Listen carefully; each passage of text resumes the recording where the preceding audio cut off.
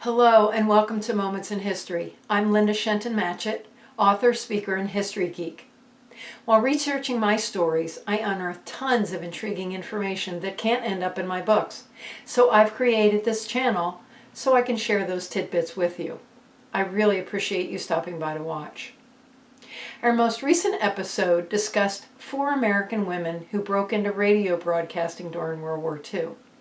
This week, we're going to take a peek into the other side of the conflict to see how 3 female American broadcasters worked against the Allies. Perhaps the most famous or infamous of these gals is Tokyo Rose, a name given by Allied troops in the South Pacific to all Japanese radio broadcasters. The idea behind the programs was to demoralize Allied forces and their families by talking about losses and wartime difficulties. The name was never even used by the Japanese and showed up in 1943 in U.S. newspapers. One of the most popular programs the troops tuned into was called 0 Hour.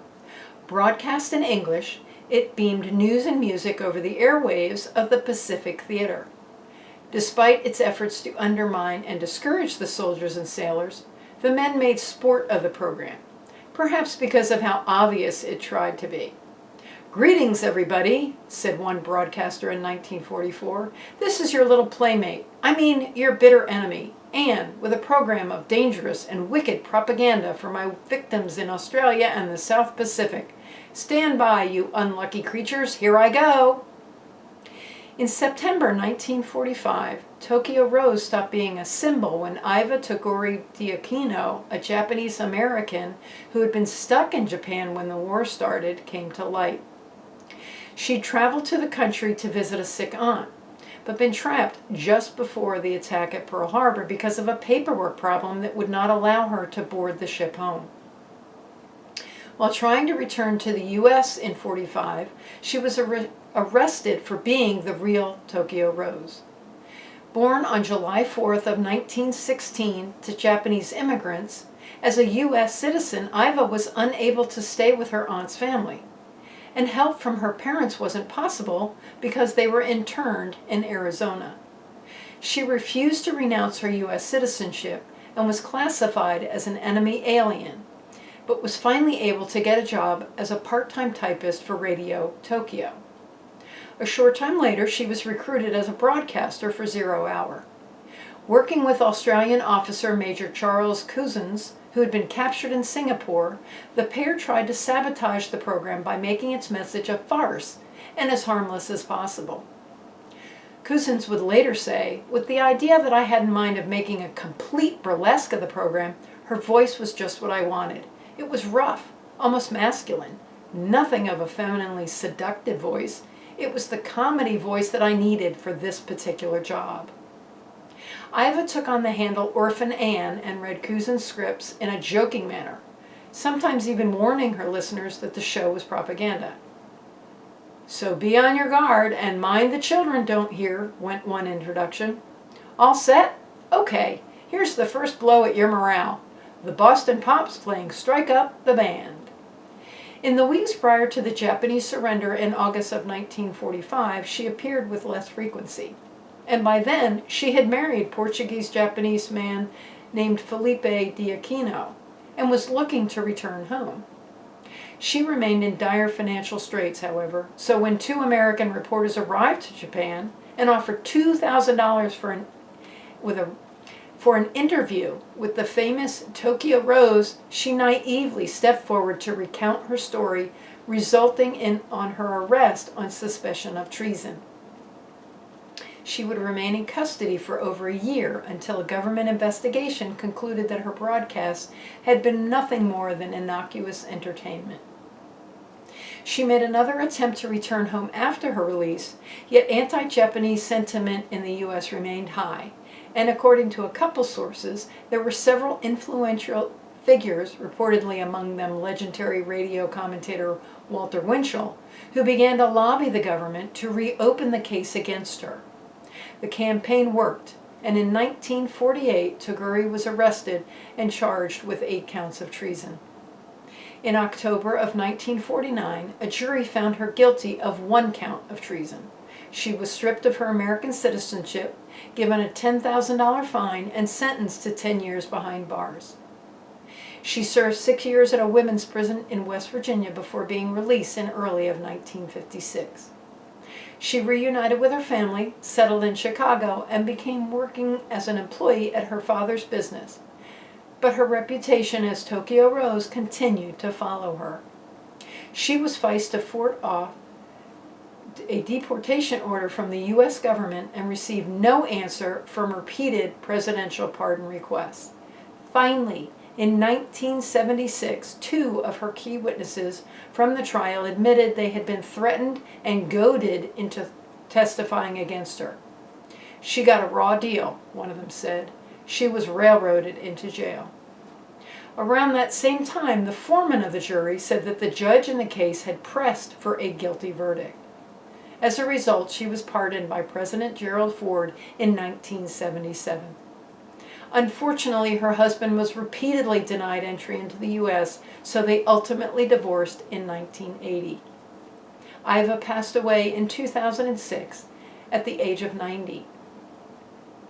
The next American to choose to work for the Axis powers is Mildred Six Gillars. Born in November 29, 1900 in Portland, Maine, she moved to Ohio after her mother remarried a dentist. She attended Ohio Wesleyan University to study dramatic arts, but did not stay long enough to get her degree. Hoping to find fame in New York, she moved to Greenwich Village. Instead, she found bit parts with stock companies and appeared in vaudeville. Occasionally, she picked up work as an artist model. Realizing she was not going to make it in America, she moved to Paris, France, where she stayed for 6 months. Her next move was to Algiers, and by 1934, she was in Dresden, Germany. At some point, she picked up a job as an English teacher at the Berlitz School of Languages in Berlin. 6 years later, she was hired as an announcer with the German state radio. By 1941, the U.S. State Department was encouraging American nationals to leave Germany and German-controlled territories. But Mildred by then was engaged to Paul Carlson, a naturalized German citizen who said he would not marry her if she returned to the United States. Her heart won out, and she stayed. Unfortunately, Paul was sent to the Eastern Front on assignment and killed in action. In the beginning, Mildred's broadcasts were mostly apolitical, but as time passed, she became involved with a man named Max Otto Keuschwitz, the German-American program director. He cast her in a show called Home Sweet Home, where she made political and anti-Semitic comments as well as pointed statements designed to make U.S. forces feel homesick and discouraged. It's about this time she became known as Axis Sally, after commented saying, "She was the Irish type, a real Sally." A running theme in her shows was the infidelity of soldiers' wives and girlfriends. In 1943, a program called Midge at the Mic played American songs interspersed with defeatist propaganda and attacks on President Roosevelt. By 1944, she was also starring in the GI's Letterbox and medical reports directed at the U.S. home front, during which she used information about wounded and captured U.S. airmen. To get the information, she would disguise herself as a member of the Red Cross and interview POWs. Their recorded messages would then be edited to make them seem like they were well treated and supported the Nazi cause. Her most famous broadcast, and the one that sealed her fate, occurred on May 11th of 1944. She played an Ohio mother whose dreams that her son had died a horrific death on a ship during an attempted invasion of occupied Europe. Almost immediately after the end of the war, prosecutor Victor Vorheide was sent to Berlin to find and arrest Mildred. She managed to blend into the thousands of displaced persons in occupied Germany seeking assistance from the Western Allies in obtaining food, shelter, medical treatment, location of relatives and friends, and possible employment until she was spotted in 1946 by a counterintelligence agent. She spent 3 weeks in an American hospital in 1946 and then was taken to an internment camp in Wannsee, Germany.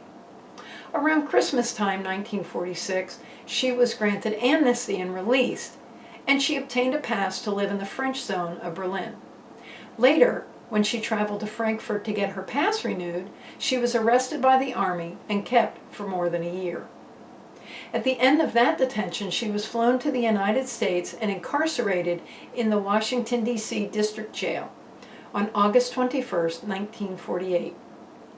She was charged with 10 counts of treason. However, it was eventually reduced to 8 to speed up the trial by a federal grand jury, and the trial itself began January 25, 1949. 6 weeks later, the jury convicted Gillers on just one count of treason, that of making the Vision of Invasion broadcast. She was sentenced to 10 to 30 years in prison and a $10,000 fine. Mildred served her sentence at the Federal Reformatory for Women in Alderson, West Virginia, where she became eligible for parole in 1959, but did not apply until 1961. She was released on June 10, 1961, and having converted to Catholicism while in prison, went to live at the Our Lady of Bethlehem Convent in Columbus, Ohio, and taught German, French, and music at St. Joseph Academy.